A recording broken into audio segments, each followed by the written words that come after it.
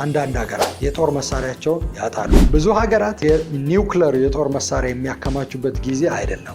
ይህ ግን የኒውክለር የጦር መሳሪያ ያላቸው ሀገራት የኒውክለር የጦር መሳሪያቸውን እየቀነሱና እያጡ የሚመጡበት ጊዜ ነው። አንዳንድ ሀገራት የጦር መሳሪያቸውን ያጣሉ። ይኸውላችሁ ብዙ ሀገራት የኒውክለር የጦር መሳሪያ የሚያከማቹበት ጊዜ አይደለም። ይህ ግን የኒውክለር የጦር መሳሪያ ያላቸው ሀገራት የኒውክለር የጦር መሳሪያቸውን እየቀነሱና እያጡ የሚመጡበት ጊዜ ነው እንጂ አዳዲስ ሀገራት የኒውክለር የጦር መሳሪያ የሚታጠቁበት ጊዜ አይደለም። ያ ቴንሽን እየረገበ ይመጣል።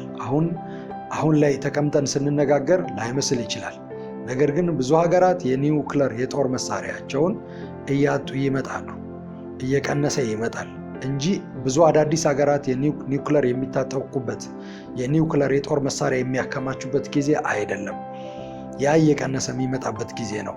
ነገር ግን ከኒውክለር ውጭ ያሉ የተለያዩ የጦር መሳሪያዎች ደግሞ እንደ አዲስ የሚፈበረኩበት ጊዜ፣ ነገር ግን የኒውክለር ይሄ ጅምላ ጨራሽ የሆኑ የጦር መሳሪያዎች ግን እየቀነሱ ይመጣሉ። ይሄ ባልተጠበቀ ሁኔታ ይህንን ያደርጋሉ፣ ትጥቃቸውን ይፈታሉ፣ ይቀንሳሉ ተብለው የማይጠበቁ ሀገራት ያንን መሳሪያ የሚቀንሱበት ጊዜ ነው። Two huge cooling towers of the former nuclear power plant in Gundremmingen in Germany's Bavaria were destroyed in a controlled demolition at noon on Saturday. The plant had served as an important landmark in the town for nearly 6 decades, bringing numerous new jobs and boosting the town's economy.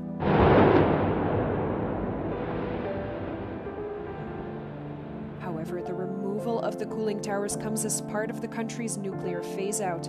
Both nuclear reactors had already been closed for several years. Following Saturday's demolition, the dismantling of the plant will further continue, with completion expected by 2040.